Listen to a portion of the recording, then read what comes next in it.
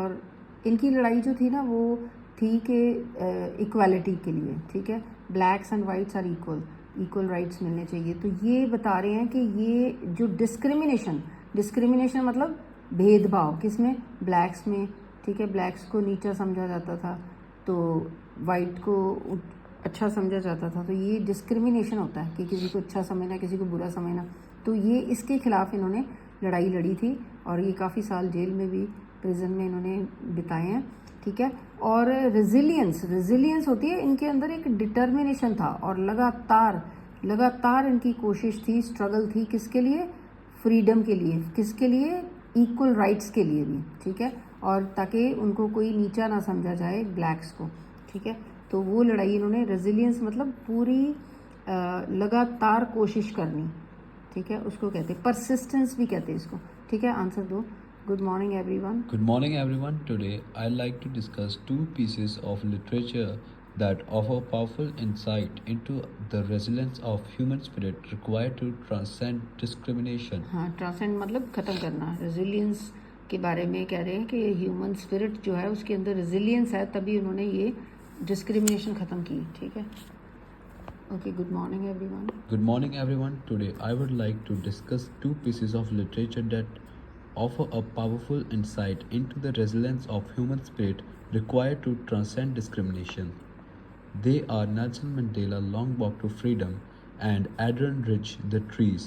Both Mandela as excerpt-rich poems address these issues of discrimination. Mandela speaks of how his own experience of discrimination made him more determined to fight against it. हाँ, तो Mandela की अपना भी experience था, क्योंकि Mandela जो थे वो भी साउथ अफ्रीका में, he belongs to black community, लेकिन हर कम्युनिटी सेम होती है, इनको भी फेस करना पड़ा डिस्क्रिमिनेशन, भेदभाव, ठीक है।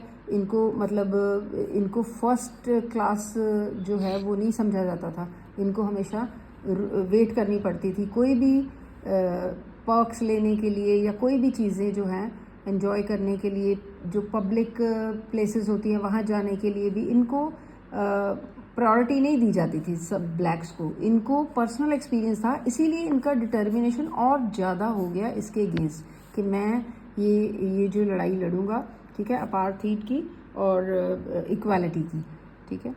He emphasizes the need to move beyond the divides created by race, gender and class. हाँ, रेस, जेंडर एंड क्लास जो होती है किसी की, जो हम कास्ट भी कह सकते हैं, और रेस वही हो गया जो ब्लैक है, वाइट है, तो इनको, और जेंडर, फीमेल मेल, ये सब में जो है ना, ये जो डिस्क्रिमिनेशन होना, ये उनके अगेंस्ट इन्होंने लड़ाई लड़ी।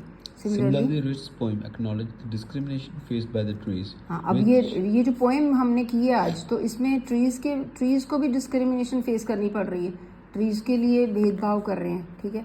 She argues that these trees deserve to be recognized and appreciated just as all living beings should be. हाँ, कहते हैं इनको भी इज्जत से देखो, ये हमें क्या ऑक्सीजन देते हैं, हमें फ्रूट देते हैं, हमें फूड देते हैं, हम इनके बिना तो रह ही नहीं सकते, ठीक है। नेचर को क्लीन करते हैं, एनवायरनमेंट को, तो अगर इनको हम हार्म पहुँचाएंगे तो हम भी जिंदा नहीं रह सकते, तो इनको इज्जत दो, अप्रिशिएट करो। Despite the challenges faced, both Mandela accept and Rich's poem showcase the resilience of the human spirit. हाँ, रेजिलियंस मतलब वही कि इन्होंने ह्यूमन स्पिरिट के अंदर रेजिलियंस है कि हमने जो काम करना ही है, डिटर्मिनेशन है, और हमने परसिस्टेंस से करना है, तो अचीव कर लिया था इन्होंने। नेल्सन मंडेला ने जो इसके खिलाफ लड़ाई थी वो जीत ली थी, ठीक है, काफ़ी अपनी बातें मनवा ली थी कि हम वी आर इक्वल, तो इसी वजह से इनको नोबेल पीस प्राइज़ भी मिला था।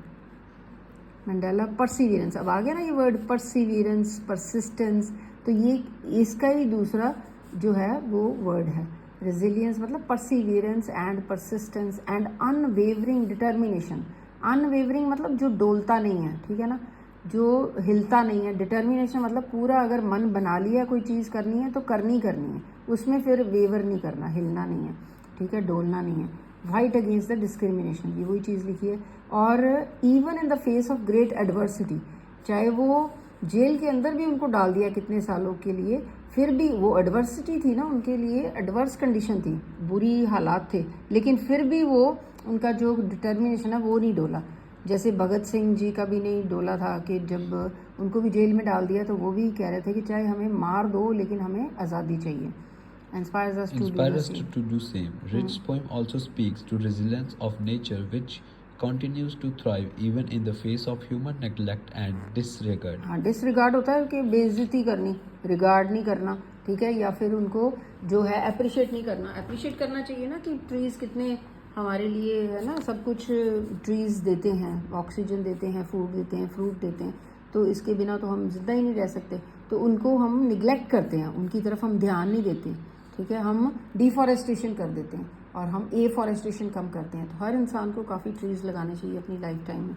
To To conclude, I would like to say that the common themes are prevalent in both these pieces of literature and they remind us of the strength of the human spirit and the importance of standing up for what we believe in even we faced with obstacles. Thank you. हाँ, जिसमें हमें believe है, विश्वास है, जो हम करना चाहते हैं दुनिया में आके हमारे अंदर उतनी स्ट्रेंथ होती है, हमें उसको स्ट्रेंथ को यूटिलाइज करना चाहिए चाहे कोई भी रास्ते में रुकावट आए.